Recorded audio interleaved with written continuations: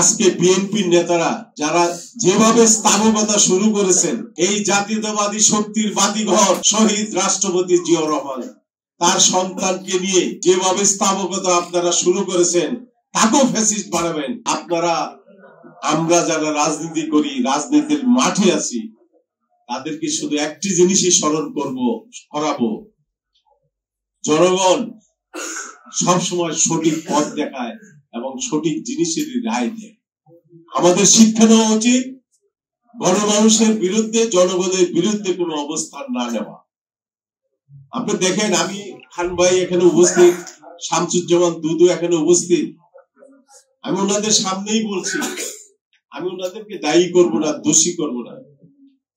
আজকে বিএনপির নেতারা যারা যেভাবে স্থাপকতা শুরু করেছেন, এই জাতীয়তাবাদী শক্তির বাতিঘর শহীদ রাষ্ট্রপতি জিয়াউর রহমান তার সন্তানকে নিয়ে যেভাবে স্থাপকতা আপনারা শুরু করেছেন, তাকেও ফ্যাসিস্ট বানাবেন।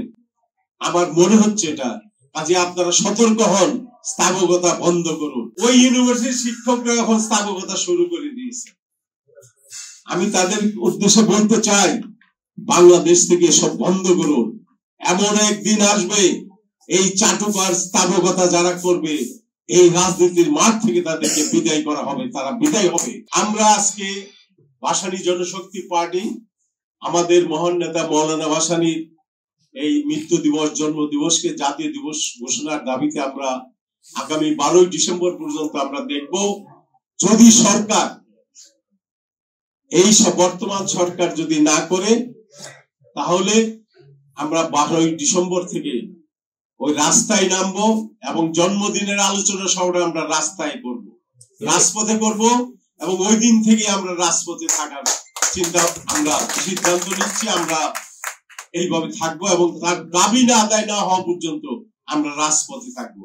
আমরা যদি খুনি হাসিনাকে বিদায় করতে পারি, তাহলে আমরা মৌলানা ভাসানীর দাবিও আমরা আদায় করি, রাজপথ থেকে বিদায়। শামসুজ্জামান দুদু সাহেবকেও বলছি, আপনারা বিএনপিতে আছেন, মৌলানা ভাসানীর উত্তরসূরি হিসাবে আপনারা বিএনপির মহাসচিবকে অনুরোধ করবে এই আলোচনা সভা থেকে আপনি 12 ডিসেম্বরের আলোচনা সভায় আপনি আসবেন এবং এই মৌলানা ভাসানীর এই জাতীয় দিবস আপনাদের নির্বাচনী ইস্তাহারে এটা ঘোষণা দিবেন যে মৌলানা ভাসানীর জন্মদিন এবং মৃত্যুদিনকে জাতীয় দিবস হিসেবে ঘোষণা করা হোক।